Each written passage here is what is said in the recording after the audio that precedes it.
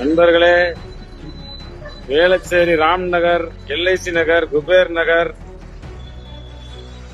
Ramnagar south north, இதுல இருந்து தீராத பிரச்சனை இந்த வெள்ள நீர் தான். உதயநிதி ஒரு வாட்டி வந்தாரு,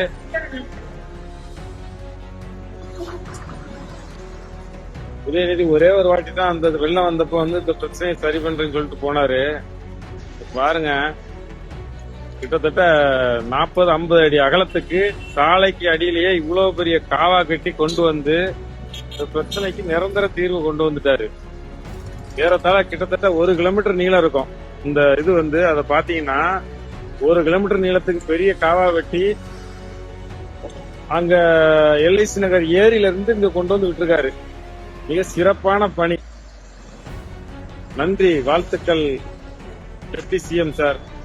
நண்பர்களே, பாத்துக்குங்க, இந்த இடம் தான் வந்து காமாட்சி ஹாஸ்பிட்டல், அதாவது பள்ளிக்கரணை காமாட்சி ஹாஸ்பிட்டல் ஜங்ஷன். எப்பவுமே கேள்விப்பட்டிருப்பீங்க பள்ளிக்கரணை மிதக்கிறது அப்படின்ட்டு. வேளச்சேரி ராம்நகர் மிதக்கிறது கேள்விப்பட்டிருப்பீங்கல்ல. அந்த இடம், அந்த தண்ணிகள்லாம் வந்து சேர்ற இடம் அந்த ஜங்ஷன். இங்க வந்துதான் அப்படியே திரும்ப அந்த குப்பை கொட்டி வச்சிருப்பாங்களா அந்த பக்கமா போய் அப்படியே கடலுக்கு போகும். இது வந்து காமாட்சி ஹாஸ்பிட்டல் ஜங்ஷன், சரிங்களா? பாத்துங்க இந்த இடம், இந்த இடத்த பாருங்க. இங்க இருந்து இது வந்து 200 அடி ரோடு சாலை, சரியா? இந்த பணி வந்து 99% முடிஞ்சு போச்சு, 9.9% முடிஞ்சு போச்சு. பாயிண்ட் 1 வந்து இந்த இடத்துல மட்டும் இந்த இதை க்ளோஸ் பண்ணிட்டு ரோடு போடணும், அவ்வளவுதான். இந்த ரோட்டோட, அதாவது நீங்க எப்பவுமே வந்து சாலைக்கு குறுக்க தான் பாத்திருப்போம். நம்ம மழைநீர் வடிகால வந்து சாலைக்கு குறுக்க பாத்திருப்போம். இங்க அந்த மாதிரி போடுறது சாலைக்கு சைட்ல பாத்திருப்போம். அந்த மாதிரி ஒரு வழிகள் இல்லாத இடத்துல எப்படி ஒர்க் பண்ணணும் அப்படின்ட்டு இப்ப இருக்கிற இந்த டிஎம்கே கவர்மெண்ட் அவ்வளவு சிறப்பா பண்ணிருக்காங்க. இந்த போது பாத்தீங்களா, இந்த ரோடு வந்து கிட்டத்தட்ட ஒரு 40-50 அடி அகலத்துக்கு வந்து இந்த ரோட்ல 1 கிலோமீட்டர் நீளத்துக்கு வந்து ரோட்டுக்கு கீழே அவ்வளவு அகலத்துல வந்து காவா போட்டிருக்காங்க. இந்த வேளச்சேரி ராம்நகர், சதாசிவ நகர், எல்ஐசி நகர், குபேர் நகர், ராம்நகர் சவுத் நார்த்னு 2 இருக்குது.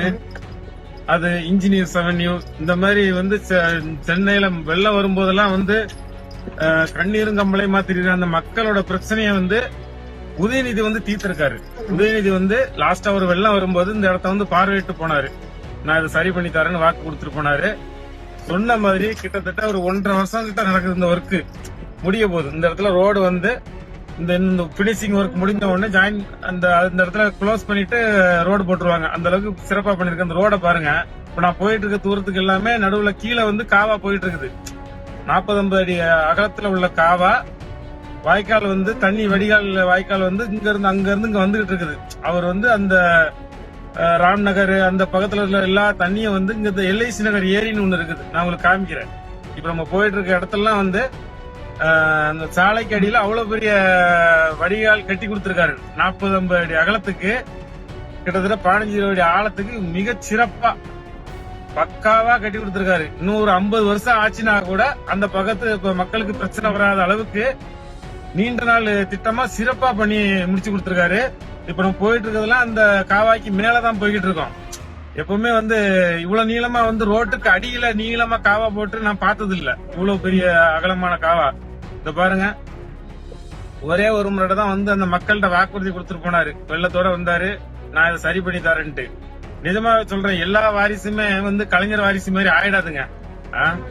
இந்த இடத்துக்கு எத்தனையோ முறை மக்கள் வந்து கதறி எழுதிருக்காங்க. அவ்வளவு தண்ணி பிரச்சனை இருந்துச்சுங்க இந்த மழை காலத்துல.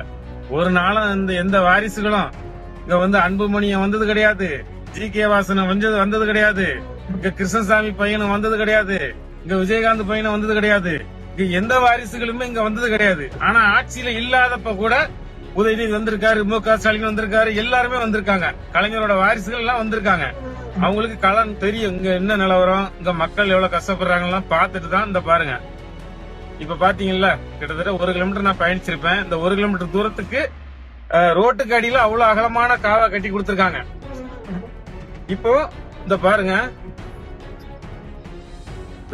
இது வந்து ஒரு செக் டேம் மாதிரி இங்க கட்டி, இந்த பாருங்க, இதெல்லாம் இப்ப இவர் உதயநிதி வந்து கட்டி கொடுத்தது. இந்த ஏரி, இந்த 2 பக்கம் ஏரி இருக்குங்களா, இந்த 2 பக்கம் ஏரியும் இணைச்சு பாருங்க. இந்த 2 பக்கம் ஏரியும் இணைச்சு இங்க ஒரு செக் டேம் வச்சு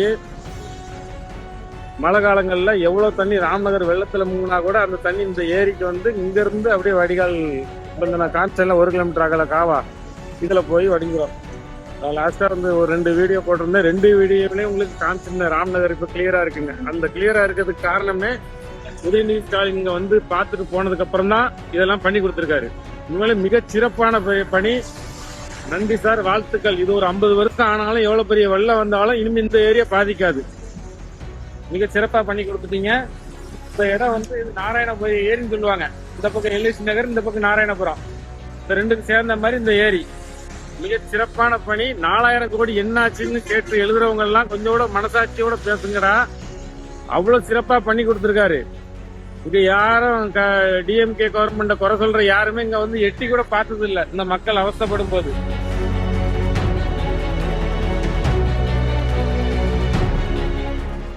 உதயநிதி அவர்களின் சீரிய முயற்சியால் நடந்த அருமையான பணி இது. சட்டரெல்லாம் வச்சு டேம் மாதிரியே பண்ணி கொடுத்துறாங்க. மிக சிறப்பு.